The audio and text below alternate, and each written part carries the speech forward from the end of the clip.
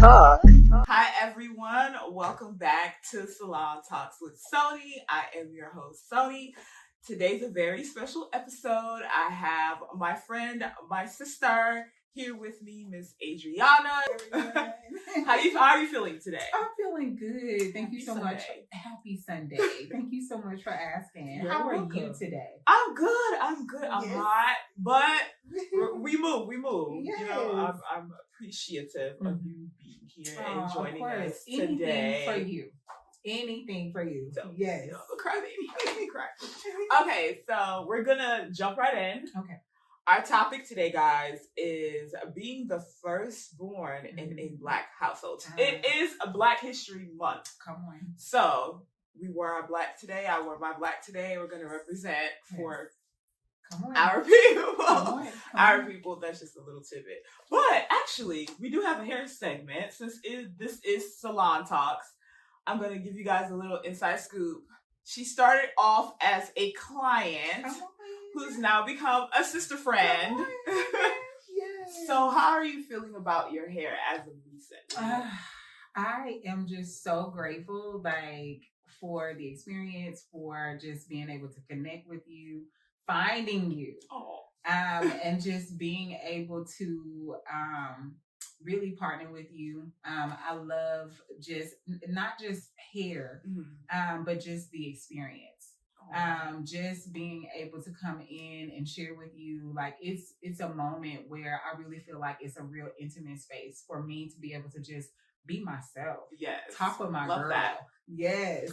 Yes, definitely. Yes. No, that was so heartfelt. Thank you so much for that. Yes. I don't think a lot of people know how encouraging it is to hear that back from your clients. Even though you're no longer a client, she ain't no regular client, y'all know. We act all professional, but this is really my friend, for real. Yes. We do appreciate the feedback. I know a lot of times it seems as though it's just transactional. Yeah. You know, you come get your hair done, pay, go about your business. Yeah. But it does leave us wondering sometimes, did I do a good job?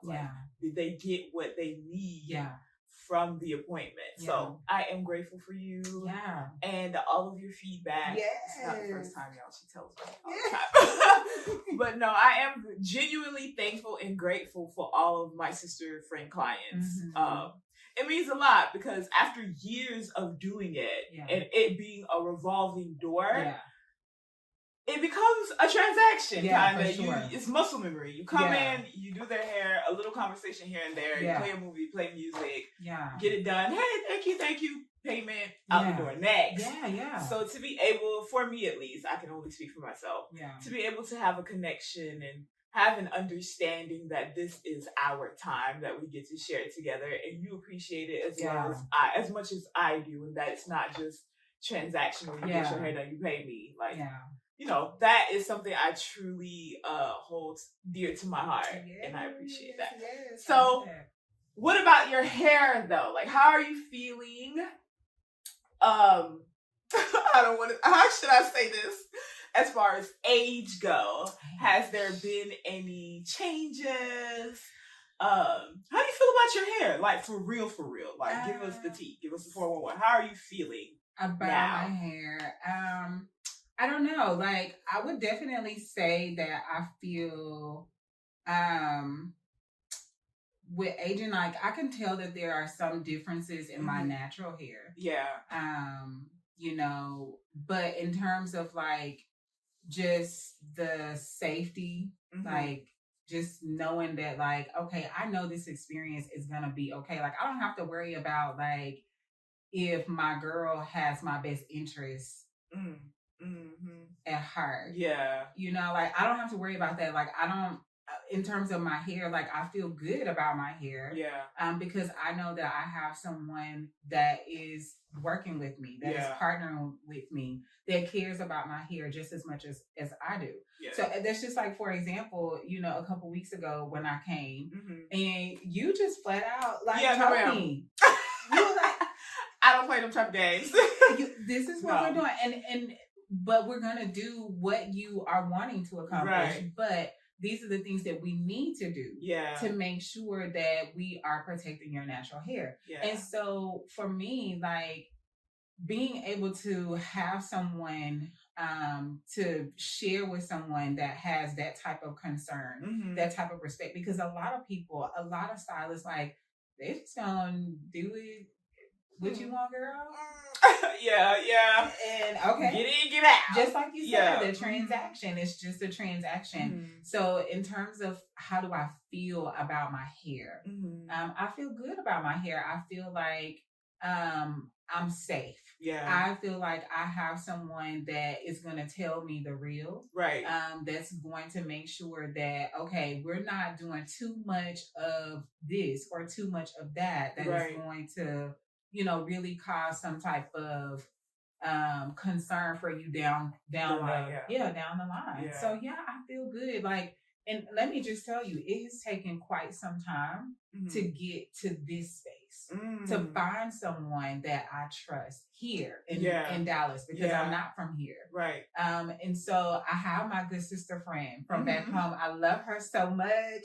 And so shouts out to her. Come on. Shouts out to her. I was going home to actually make sure that I could get my hair done, to get maintenance, whatever that was, because I couldn't find that person here. Right. And so, I mean, I've been here for a few years now, and I think technology has really allowed us to really get connected and find people, find information a lot quicker, a lot faster. When I came here, I don't think technology was at that point. Right. So it really took, like, I mean, I would see stuff and I was like, yeah, that's like, but nothing that just really gave me the comfort of, I know that I'm safe. I know that I'm okay. Yeah. I know that this experience is right. Nothing really gave me that experience. So I made the decision to go home every chance that I could with getting my hair done. Yeah. And fast forward to, just a couple years ago, just, like searching, and I'm like, okay, like, I'm looking for my person. Yeah. I'm going to find my person, and here she is. Oh. Come on. Yes. So I feel good about my hair. Yay. To answer that question. I feel really good about my hair. That was a great answer. Yeah. That was a really good answer. And I love that on today's episode, you actually get to see the feedback of the salon talks. It's not just, me here yapping away. Yeah. You get the interaction of the salon atmosphere. We're literally chopping it up. And I appreciate that. As a stylist as well, I would say to other stylists, invest the time. Yeah. Like, it's not just making your money. The money gonna come, the money gonna go. We're all gonna make money one way or another. It's enough room at the table for everyone. Exactly. Yeah. So I guess I am who I am. True to heart, I'm empathetic. So I treat everyone special according to who they are. Yeah. So I put in just a little bit of extra effort to get to know who I'm servicing. Yeah. That it's not just me slapping a hairstyle in y'all's hair and that's it. And if your hair is fried, dyed, and laid to the side, maybe we need to switch to the middle. You know what I'm saying? Yes. And that's what you gave me a couple weeks ago. You were like, I love you. I love you, sister girl. But the side part gotta go down the middle. We're coming down the middle. We cannot keep frying her. Yes. So yes, it is very important, stylists. Build a relationship. Build that foundation with your client. Get to know them as a person. Of course, remain professional as you see fit, but get to know your clients. Spend a little time investing into who they are and figuring it out and going from there. If it's a no for the side part today, it's just a no. Yeah. You got to put your foot down. You just have to put your foot down. Yeah. And I think because I've been doing it for so long, I have no issue with saying no. Yeah. I will say no, especially now. We all know, but after the boundary episode, we know sis don't say no. I appreciate that. I'm going to tell you no, because I love that. At the end of the day, I'm responsible for it just as much as you are. You're trusting me with it. Now I also have a relationship with your hair. Yeah. And I'm not going to be the one to mess that up. So I take it personally. So that's just a little tidbit But yeah, so we're gonna just jump right into it. Now, I did mention that she is an entrepreneur. So do you want to give us a little bit of detail on that? What most you do? Definitely. So I'm a managing partner for SU Linen Services. Actually, it's Sovereign Universe Linen Services, but we do business under SU Linen Services because it's a lot easier for our clients. But me and my partner, we service commercial restaurants, mainly commercial restaurants with commercial textile services. So towels, aprons, mats, usually just a lot of like the commercial things that people just don't realize, like these things are actually being used in the background. So we service our clients with those things. I never thought of myself as the commercial textile lady. Like I never ever in a million years thought to myself that I would be the person that's like the linen lady. But like I really, there's days where I'm reprocessing linen and I'm like, girl, you got a whole linen trap over here. Okay. Just doing all the things with the towels, and just making sure that our customers, a lot of the people that you all are actually going to their restaurants. You're sitting down at their tables and you are eating from the tables that they wiped clean with the towels that we have provided to them. Or perhaps, if they are asking for additional services like napkins, table napkins, like fine dining napkins, things like that, you might be sitting at one of the tables that we provided them napkins for. So come on. So the next time you put that black, white, red, whatever else color napkin on your lap that's wrapped around the fork and the knife and thing, we all know what we're talking about. Yes. She might have provided that. I might have provided that. And I take a lot of care and a lot of time in making sure that our clients get good quality products, that they're clean, they're free of debris and other microorganisms and things of that nature. So yeah, but in a nutshell, that's that. We love a black business. Come on. We love a black-owned business. Yes. No, that's great. And since we are on that topic, any businesses in Dallas, any restaurants, hit my girl up. Come on, have a website. Hit us up.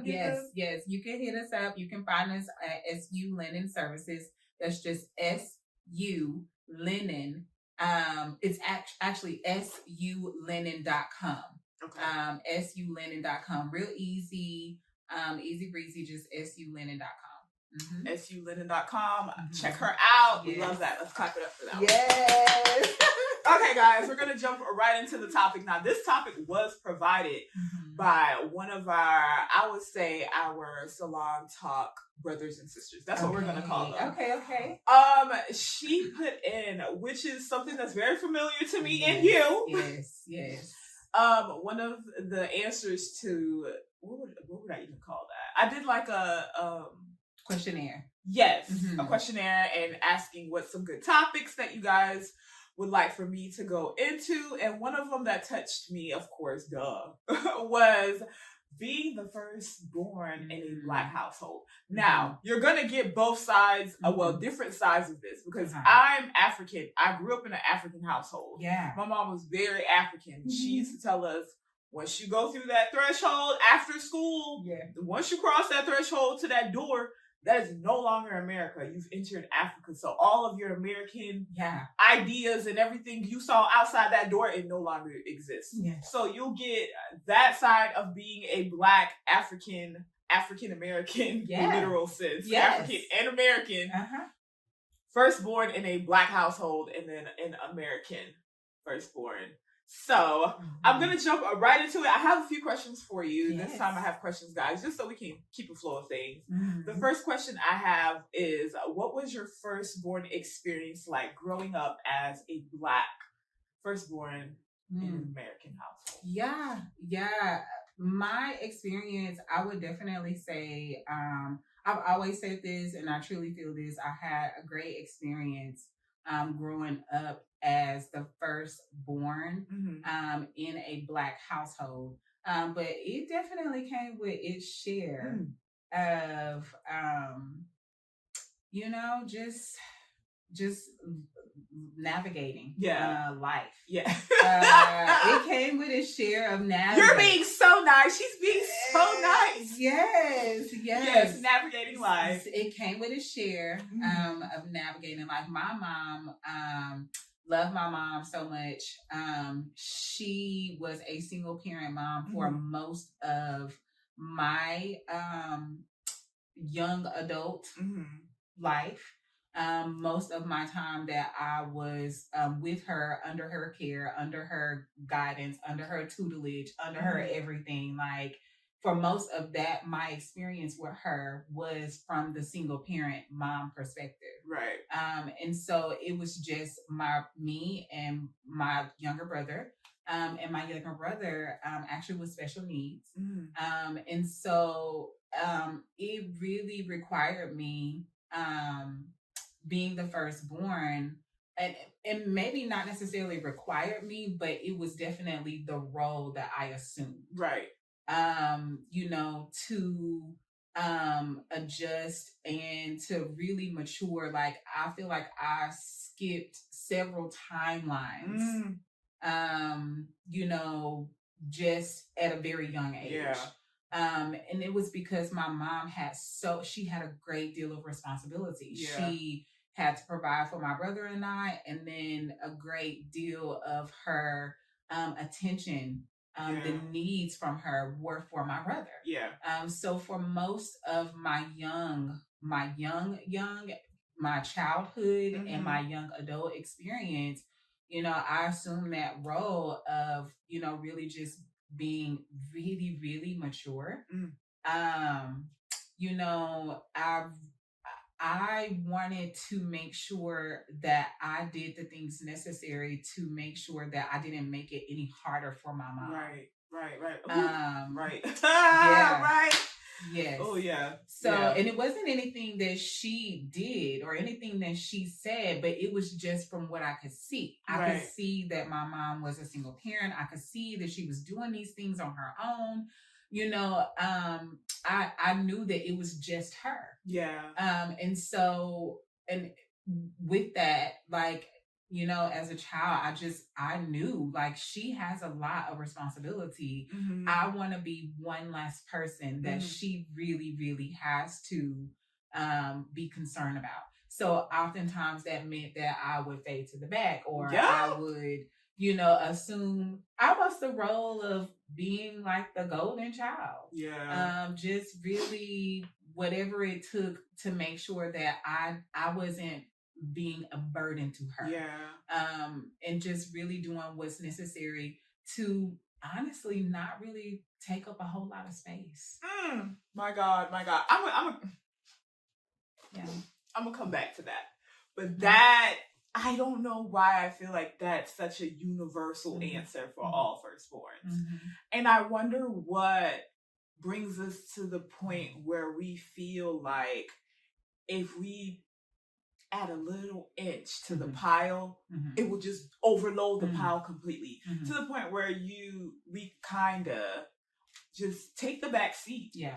Like, it's an automatic, like, mental thing. You just know to take the back seat. Yeah. Everyone else comes first. Yeah. I have to help mommy. Yeah.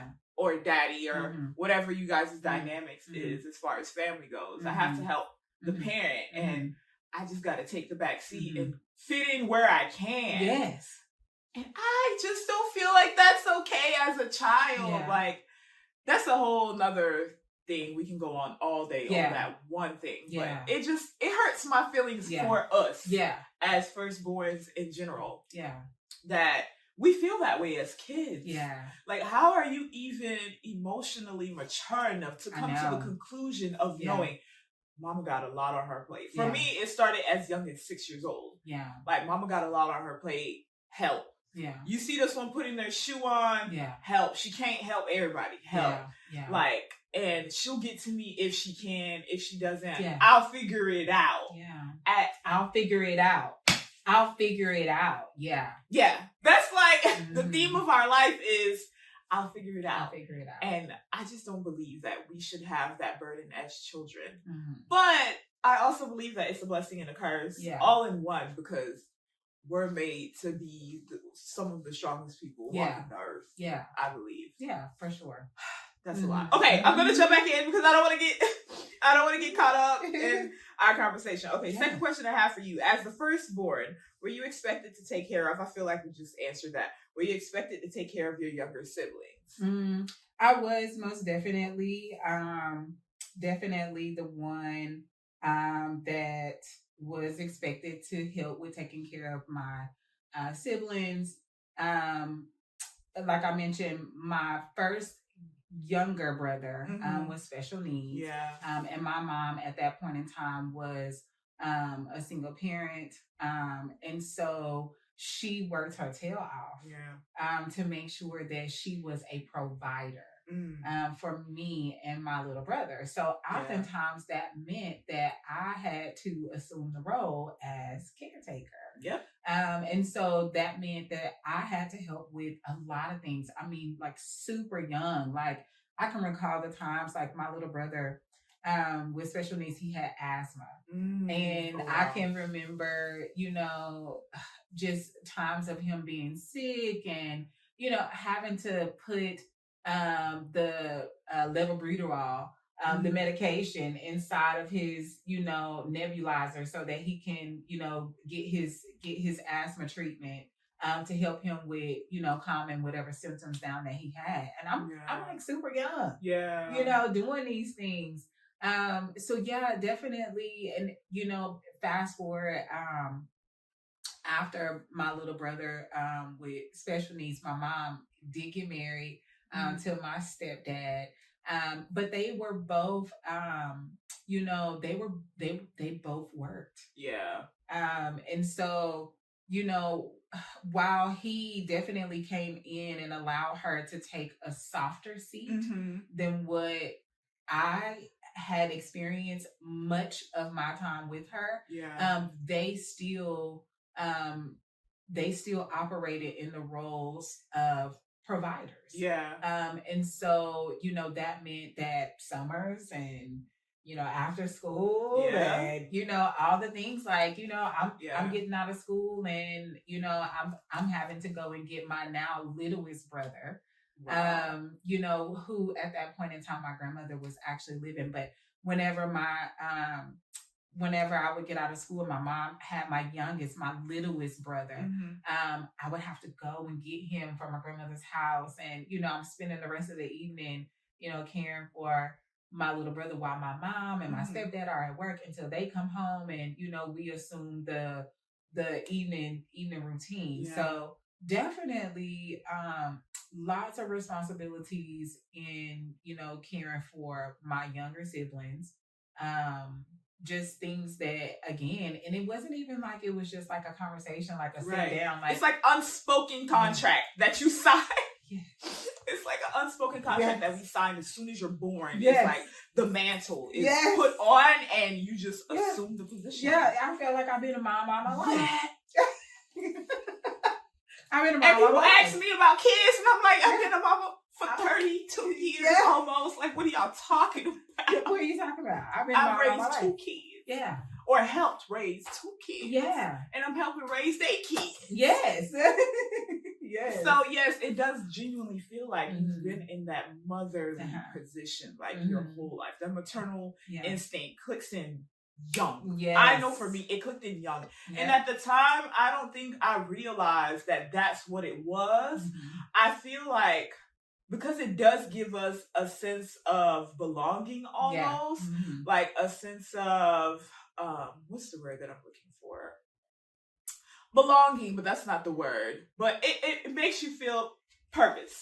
Purpose. It gives you a sense of purpose. Like, this is what I'm supposed. I came first, so I could. Yeah. But, later on in life, you learn, once you start debunking that, you learn that, maybe not. Not that young. Yes. Maybe a little bit older, but it's not my responsibility at a young age to be anyone's mother. Yeah. But that's the cards we're dealt. A lot of our parents had to work. I know for me, it was also tough. Yeah. For me, it was tough because there was a language barrier. So it was a lot of I was a translator. Okay. I was a translator. Okay. So, it came in handy when I was in trouble.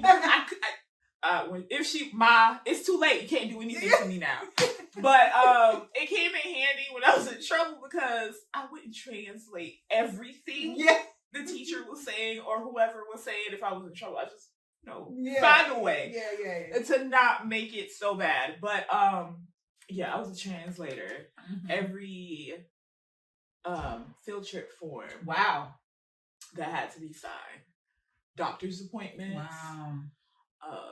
Pretty much everything. Wow. Till this day, sometimes I feel like she just gets lazy, and it's when you come here older, I can genuinely say your tongue is lazier. Mm. They say it's easier for a child to learn a new language than an adult. Yeah. So she came here right outside of her 30s. So 28, 27, 28. Okay. So right outside of her 30s.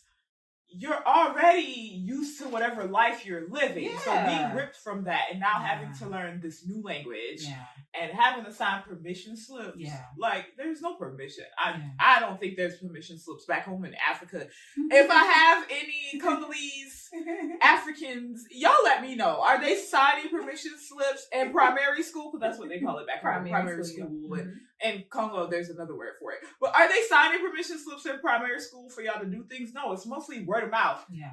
Or when your mom come picks you up from school or however, they let the parent know, tomorrow we're going to go. Is it okay? Yes, it's okay. Okay, go. Go. Make sure you have a walking partner if you walk back home from school.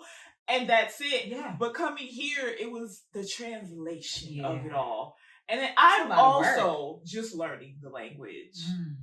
From Dora the Explorer. So English is not your first language. English is not my first language, folks. That's why when I start tripping up and I'm losing a word, which is weird how the brain works, because a lot of times, and I found out that it's common, that a lot of times when English isn't your first language, it comes in all the other languages first.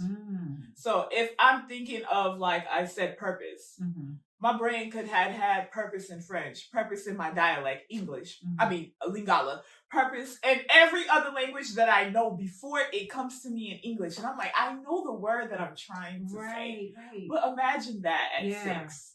At 6 years? Oh my gosh. That's a translating. Lot. That is a lot.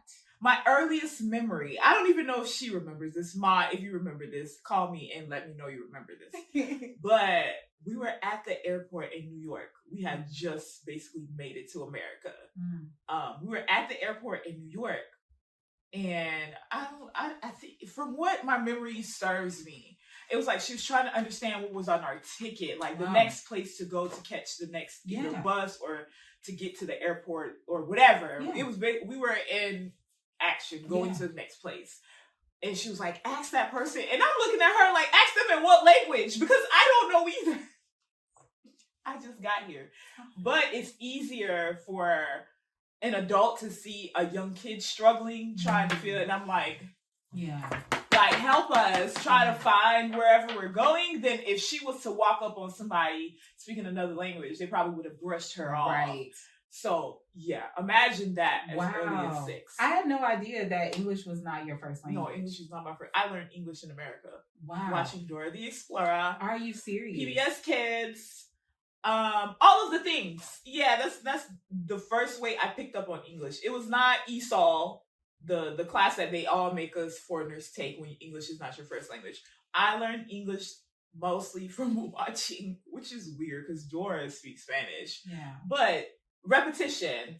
Dora, Dragon Tales, Clifford, Arthur. Really? All of Reading Rainbow. Yes. Sesame Street. Come on, PBS.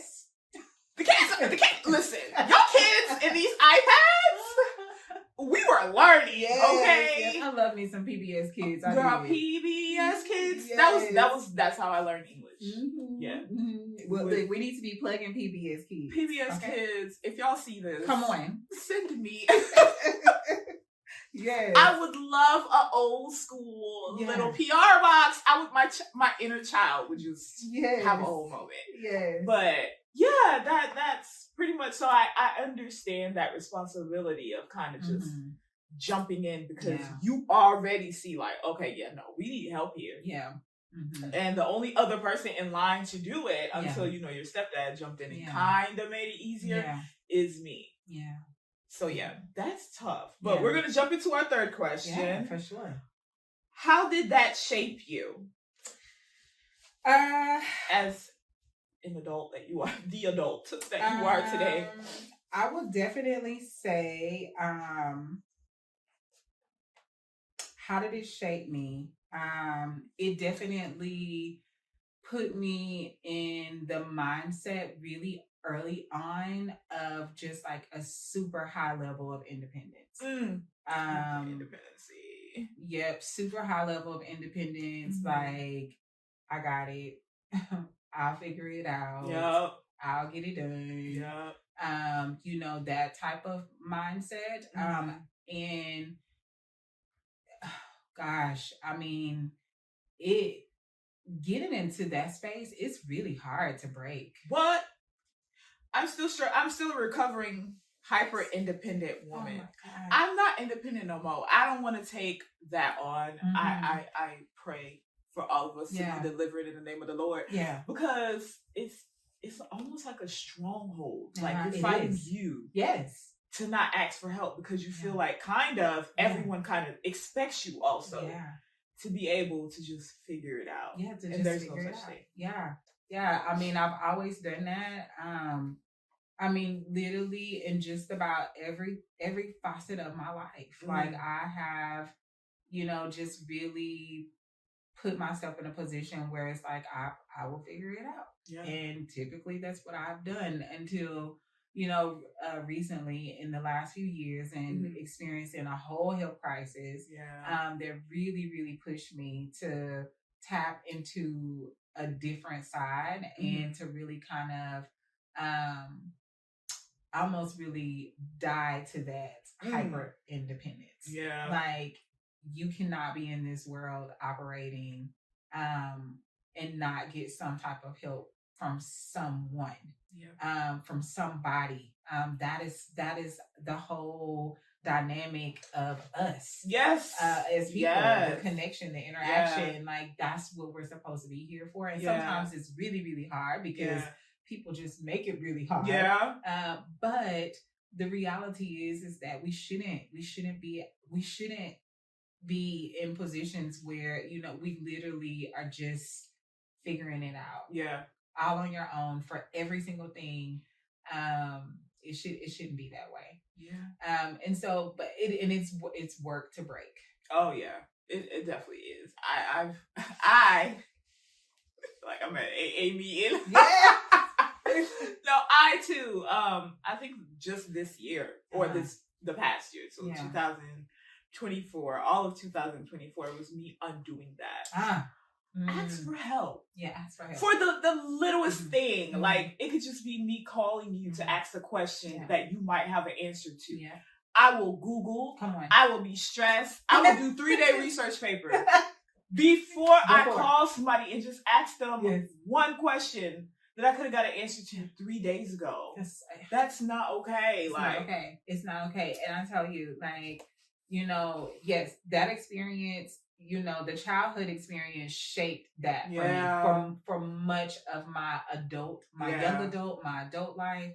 And it was in that health crisis and just really being scaled down to really what oftentimes I describe to people all the time, scaled down to really what felt like absolutely nothingness.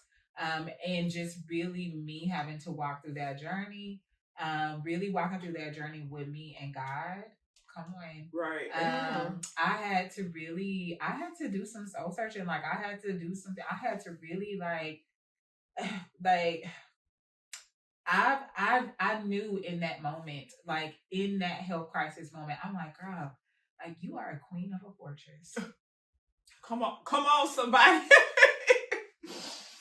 Look, come on, somebody. You're like a queen of a fortress. Like it really pains you to ask anybody to do anything for you. That's crazy. It really pains me. And so, but in that season, that in that season, it was so necessary. And I say this all the time. I say this all the time to people. You know, whenever I talk about that experience, and being broken away from the childhood experience of just the hyper independence, you know, and then into my adult life of just really kind of breaking away from that, you know, I really feel like my interaction, my relationship with God, like it was like in that moment, he was explaining to me, like, you don't have to be strong at everything. Like, you're not giving me space to do anything at all. You're trying to do it. Your self-control. For me, it taught me that I don't have control. No matter how much I try to.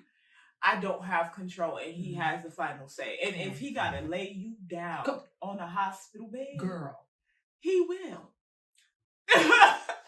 Like, whatever he got to do to teach you that lesson, he will. And I think, like you said, we learn it so early, so fast. It's kind of almost like second nature. Like, mommy got to handle all of that. She got to handle everybody else. I got to figure it out on my own. And it's just me. So I got to get to it. And that does play a big role as an adult, especially because then you're an adult and it's like, now I'm grown. Now I really got to figure it out on my own. Nobody else to depend on. And that's just unrealistic. As a human being, we are literally put here with others. I believe, now everyone else can believe what they want, but I believe God created Eve also for entertainment purposes, along with the help me meet whatever I'm trying to get to. So if that's why there was a second human being created, why do we feel like we can do it alone? From the beginning, God literally said, all right, I see you can't do it by yourself. Let me bring you somebody to help you, partner. Let me lay down for a second. Let me put her over here and make her to help me. So the concept of being hyper independent is just unrealistic. It is. Rome was not built in a day, and Rome was not built by one man. It took the entirety of the Rome Empire to build what was Rome. So why do we feel like we can build a whole kingdom on our own, aka in today's time, a business or whatever you're trying to? How do you? You cannot do it on your own. You cannot. Like, you have got to bring in other people. You know, to be able to help you to grow and to develop, to learn more. It is just so necessary. And I tell you, I think out of that journey, during that health crisis just a few years ago, this is like 6 years ago, that was literally the one thing that I feel like God really needed me to get out of that lesson. Like, this is not for you to, this is not for you to die. This is not to destroy you. The next question is, do you feel like your parents were stricter on you than they were on your younger siblings? And why do you feel that happens? I don't necessarily feel like she was stricter on me. I don't feel like she was necessarily stricter on me. I just feel like it was just the expectations. You know, like, I knew what the expectations were. She really didn't even have to say what the expectations were, but I knew. But it wasn't like she demonstrated like any, you know, different, firmer level of, you know, parenting with me than she did with any of my other younger siblings. Like, it was just the expectations. So, you know, like I said, that's nice. My mom was strict. I couldn't go nowhere. She randomly, we were actually talking about something else. She mentioned, like, if there's anybody else that I can depend on, I know it's you. Blah, blah, blah. She was giving her little speech. And then she did mention that she was specifically stricter on me. Because of this, because of that. And I was just like, so I wasn't delusional. So I wasn't making all this stuff up. So I didn't just, you know, act out because I felt some type of way. Like, my feelings were valid. That she kept me in a corner a little bit longer because to her, as a foreigner or as a parent, I'm guessing, I don't want to just say as a foreigner or whatever, build that bridge, but to her, she was thinking of, if I'm no longer here, the next in line is you. Yeah. So you got to sit in this corner and watch how I do X, Y, and Z. Yeah. You got to stay back and learn how to cook. Yeah. You got to stay with me just a little bit. I moved out last. I'm the oldest, but I left the house last. Not because I was incapable of moving out. Not because I was immature. Not because I didn't have the money. Yeah. Because she just felt like she needed me there just a little bit longer for whatever reason. But I understand now, but no. Yeah. Yeah, I know. I know it was really hard for my mom whenever I went out to college for undergraduate school.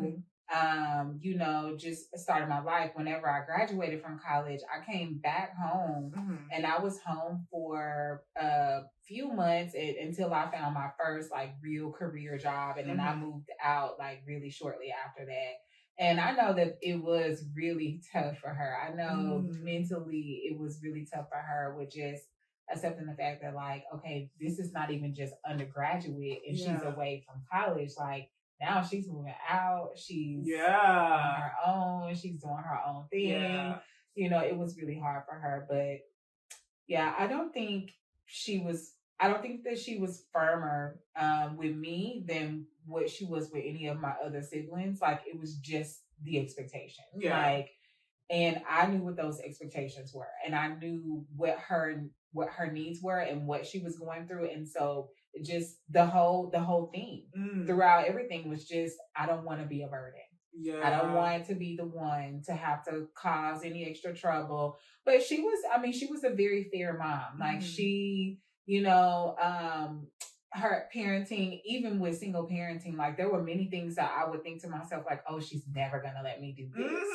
Oh my gosh, she's never going to let me go. And she would, but it was with select friends. It was with select people. Like it wasn't with like everyone. And I know like there were times where I know sometimes she probably really wanted to say no. Yeah. But if it was this specific friend, if it was my bestie Karen, you know, she would be, she was totally okay with it. Okay, as long as it's Karen and this is where you're gonna be and this is what you're gonna do. But I think she was a really fair mom. God bless her, because that was not my And so because of that, again, because I knew that I could tell that there was like almost a little bit of a strain of not really wanting to, like, I really don't want to, but and not even really just saying like I don't want to, but just kind of a little like I don't want you to go to this place. I don't want you to do this, without her saying that, with knowing that and feeling that. Like I knew the boundary. I knew you had to be on your best behavior. I knew how nothing because I didn't want to mess that up. Look, you don't want to mess up my little bit of freedom, right? I don't want to mess up my little bit of freedom because I'm gonna be, you know, back at home with these kids, or it's gonna be a permanent thing, and I'm not gonna be out here, you know, being able to enjoy just a little bit of time and freedom with my friends. So. She was definitely fair. I gotta give it to her. Girl, you was fair. Mama, you was fair. You was fair. Yeah. Mine wasn't fair, but we move. I think now we're becoming more, what's the word? Jesus. English is not my first language. We communicate more. Oh, that's good. So a lot of things that might have happened, if I say it as a joke, but you know, I'm dead serious. I'm telling you what you did wrong, and that hurt my feelings, but I'm saying it as a joke. Yeah. A lot of times when I say it as a joke, she'll come in and I can feel the sincerity. Yeah. Like, no, I wasn't trying to do that to hurt your feelings. Yeah. I was doing this because I didn't want you to. Yeah. Or I could foresee kind of the future if I allowed you to, where you would veer off. Yes. So I kept you a little closer to my pocketbook. Yes. I was a pocketbook holder. But I kept you a little closer because I just didn't want that to mess up whoever. She said it straight up. I did not want them they, whomever, whatever, to interfere with who you are today. Yeah. I knew you were going to be exactly who you, girl, I don't want to start crying. But she literally said it word for word in our language, of course, in our dialect. I knew who you were going to be in the future, and I didn't want anybody tampering with what I saw ahead of us. Yeah. Because you wanted to do what you want to do now. Yeah. And I knew allowing certain people in, because I am so empathetic, allowing certain people in can change that narrative. Oh, yeah. So she was like, no, you gonna stay right here. Yeah. Yeah. No. Yeah, you're not going. I ain't getting no passes. I ain't getting no passes, but I will say this. It made me very sneaky, and I don't like that. And I feel like I'm gonna get that. I'm gonna get that back in karma. Yes. And that's gonna go tie into our next question, so I don't want to dive into that. Okay. But I feel like I'm gonna get that payback in karma. Yeah. So I'm gonna jump around a bit. Well, not really. Looking back, what's something you appreciate about you being the firstborn? So looking back on everything that has happened, how we got some of the short ends of some sticks, not all sticks, how we got some of the short ends of some sticks. What about that do you appreciate now? That we murmur and complain about as children. Yeah. What about that experience as a firstborn do you appreciate now as an adult, where you were like, yeah, no, I wouldn't have been in the placement any other way. Like, I had to be the firstborn. Yeah. I definitely feel like the firstborn experience had its pros, and it definitely had its cons. Right. It's a whole lot of cons, but it had its pros. And so I really appreciate the extra time that I was able to spend being able to see, being really close to my mom and seeing the things that were transpiring, that were unfolding, and really being able to see that, having a front row seat of what's actually happening with life. The extra time that I was able to spend with older adults. Yeah. And just really being able to mature a lot faster. I appreciate that, but I definitely feel like it had its cons to it as well. And so fast forward to today, I'm like oftentimes really like super conscious of the experience between me and my daughter. She's an only child. She ain't having no feelings. Listen, that's another subject, but I think that's also something that isn't talked about. Because we are moms so early, by the time it's time for us to have kids, we like, I had kids. I'm one and done. Yes, I'm one and done. I'm one and done. I'm one and done. And so, with my daughter, I'm able to, I try really hard to protect, like the soft experience for her. Like, there's just a lot that I just don't want her to experience. I just don't want her to see. I don't want her to have to deal with. And even that comes with like such a great deal of balance, because it's like, I don't want her to be like too far removed from like the reality of life. But I also want her to live her best life, her best childhood. And it is quite a challenge. But firstborn, I would definitely say that blessing and a curse, pros and cons, lots of pros, a whole lot of cons.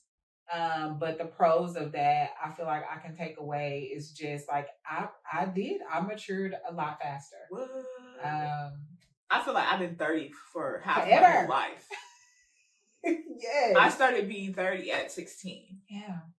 Like, I literally feel like you said, the maturity kicks in so fast. And yes, that's such a pro, because I think we're very assertive very early. Yes. Even though, you still at your age in certain ways, you're still a youth. Yeah. So that will seep through the cracks. But for the most part, the maturity just kicks in, and left from right, and right from wrong. Yes. And like, even your consciousness kind of already knows, like, what you're supposed to be doing. So yes, that was a pro, but when I just want to be a kid, I just want to be a kid. Yes. I don't know if I told you this, but I think I have. I've mentioned this to you before. I didn't have birthday parties. Oh no, you didn't tell me that. No, I didn't know. I did not have birthday parties. I got gifts sometimes. A lot of times it was kind of like, because of financial reasons, within valid reasoning. Yeah. I'm just gonna give a little. This is real. This is a lot of times. We're gonna get vulnerable. This is real talk here. Yeah. My mother ended up having to give up a good job because we didn't have a babysitter. This is when I was 7 at the time, so I was in school, and my 2 younger siblings weren't in school yet. So who gonna watch them kids? Yeah. And you tell kids don't open the door.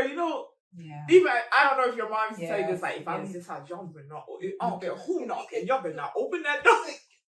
Don't you answer that phone? Don't answer the phone and don't open the door. You know what my siblings did? They opened the door wide open and went to walking, and nobody was home. Oh God! So that turned into a whole episode with the laws, and it scared her. The laws were like, it's this one time we're gonna let you slide. We haven't had any encounters. Yeah. So figure out getting daycare or a babysitter. So she figured out daycare, but she was so scared to where we downgraded our whole life. So she got a lower paying job at a school. Wow.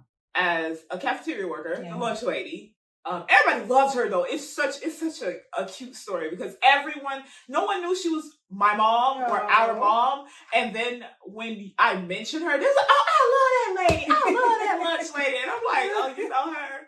And then when I would go up to the school, and when I got in trouble and I was suspended, I would go and sit in the back. That was my punishment. Sit in the back and just watch her work.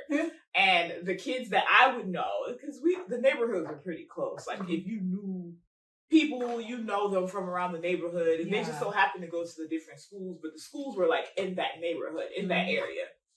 So let's just say like North Dallas, South Dallas, East Dallas.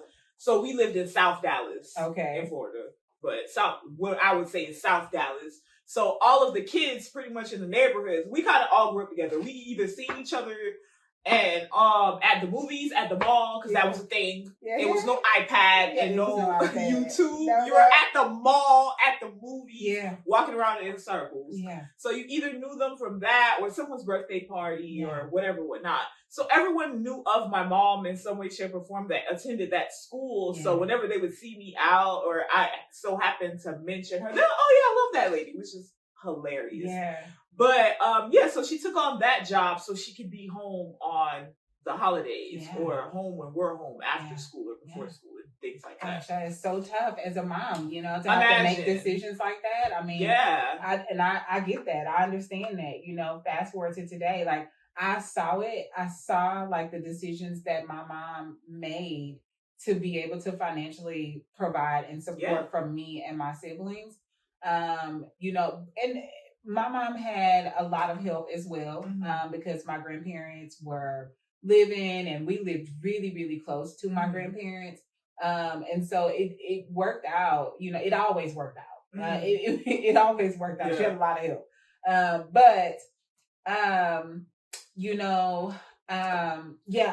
Yes. Yeah, I ain't have no birthdays because of the financial, downgrade or demotion. Yeah.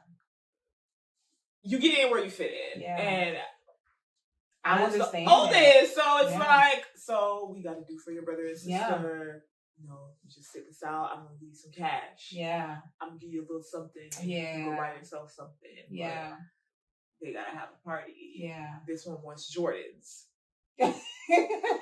Yes. That one had to have Jordans. Yeah. This one is Miss Princess, and if we don't give her what she wants, the whole house is uncomfortable. So that princess had to get whatever she wants. And I just got in where I fit in. That's what made me so independent. Because I'm like, okay, they got to have it. So I got to make money to get what I need to get for me. And then if I can give some of it to my mom, if I can, I'll give it to her. Yeah. Then it can help out with whatever else. Yeah. But there was no birthday parties for the oldest. Yeah. Like, I think we had one birthday party because our birthdays are October, November, December. Wow. Imagine. Wow. I pray that is not my portion because I might be one and done anyway, but I would be like in a wreck. Every month is something. Yes, every month. And then Halloween, Thanksgiving, Christmas. Yeah. All of the things happening at one time. Oh, girl, it's tough. It's intense. Overwhelming. Yes. Intense. So I can only imagine her thought process, like, okay, which one is gonna get the short end this year? Yeah. Because all of them, everything happens at one time. Then there's Christmas and do you realize some your siblings, they probably hadn't thought one bit about what you just said. They hadn't thought one bit about, what all things that mommy has had to go through to actually make these things happen, to make the Jordans happen, to make the birthday party happen. Like, what things did she actually have to sacrifice? But you did, though. You thought about it. I can say because I think we were cut from a different cloth. Yeah. I feel like because of how everything happened for us, we had to be cut from a different cloth early. Yeah. I think at heart, they were still children and they wanted to be selfish and throw the temper tantrums. Yeah. But it wasn't every time. I think they started kind of seeing it for themselves without her vocalizing it all the time, constantly. Like, there was a lack. There was a lack, and we can't abuse it because she's giving this time. It might not be no next time. As far as the baby goes, he was the baby. And by the time it got to the point of wanting Jordans every release, I was older. I was old enough and working. And my sister was older and she was working. And he was the only one that was left that was like, we got to do for him until he get out of here. Let's just hurry up and try to get him out of here because you're too expensive. But I do feel like it did put a little fire behind all of us to want to work because we didn't want to keep stressing her out. Yeah. But when they were younger, they didn't understand. Yeah. I understood from 6 years old. Yes. Like, instantly. Yes. As soon as everything started happening and the moves and the things, I knew instantly what I was supposed to do, where I was supposed to go to help, and the fact that I have to take her back. She got to buy this one milk. He only drank milk. Yes. His son is the same way. All he asked for is chocolate milk. Yes. He only drank milk, and milk was expensive at that time. So buying this one milk, this one over here is just the middle child. The middle children are the middle children. It don't matter what country you put them in. I feel like every middle child, even my friends that are middle children, I'm like, y'all are all the same. But the middle child is the middle child. So I feel like she kind of saw it a little bit because she was tech savvy. Yeah. So a lot of stuff that I didn't do manually, she helped with. Like, it fell back on her to figure out the computer because even till this day, I'm not a computer girly. I do what I can, don't get me wrong, because everything is technology now. Yeah. But genuinely, I can say when it came to tech, we passed it on to my sister. That was her business. You take care of that, yeah. She was on the phone at 8 years old calling India and troubleshoot. It's amazing to even think how little to see 8-year-olds today. And I'm like, bro, at 8 years old, this one here was calling India, talking to Indians, doing troubleshooting with AOL internet, dial-up. You got mail. You got mail. Like, internet, dial-up, calling India and troubleshooting the system. And then the Indian people, I remember one call, the Indian guy was like, how old are you? Yes. She was like, 8. And they were floored. Because what are you doing? Yeah. Being able to troubleshoot a computer to fix it. So I feel like we each got a little mantle of maturity because there was no other choice. You had to grow up because of the situation we were in. But I still had to have the ultimate understanding that you ain't getting no birthday outfit unless you buy it. Yeah. As soon as I saw that I could profit from doing hair, oh, let's work. $25 for sewing in a quick week. Yeah. Yeah. I was doing $25 sewing in the hood on my front porch because my mama kicked me out the house because she didn't like hair in her house. There's all this hair everywhere. Yeah. So before I went to the salon, it was at the kitchen table or in the bathroom. or on the porch once I got kicked out the house. $25. Wow. I was like, okay, so this is a whole apartment complex. Yeah. If I get at least, it's 50 women in here or more that live in this apartment complex. They got kids that need their hair done. Come on. $25 times 10 every week. Yes. I could buy my little City Trends dress. And mind you, I am a frugal babe, okay? I find dupes on accident. And it's sometimes I make a joke out of it, but I really feel like it's also a gift. Mm-hmm. Like I can look just as luxurious and just as expensive for more than half the amount that the normal person would spend. Yeah. Yeah. But that came because I had to get it out the mud. Like I didn't have a choice. It wasn't just given to you. It was not given to me. Mm-hmm. But yeah, once I learned, all right, you can make a little bit of money with what you're doing. Yeah. Oh, let's work. Okay, you need your quick weave done. Okay, girl, you want. And back then it was, I don't know if you remember the feathered bob. Yes, I do remember with the feathered bob. That was spritzed in. Come on. Baby, I took that layered comb. And you couldn't tell me nothing. Come on. But yeah, no, I don't think they got the full on strictness as far as not being able to have birthdays or getting pulled to the side. I remember getting pulled to the side or in the room like, hey, come here, come in the room for a second. We can't do a birthday for you. But next paycheck, I'll give you a little cash. Go get your nails done. Yeah.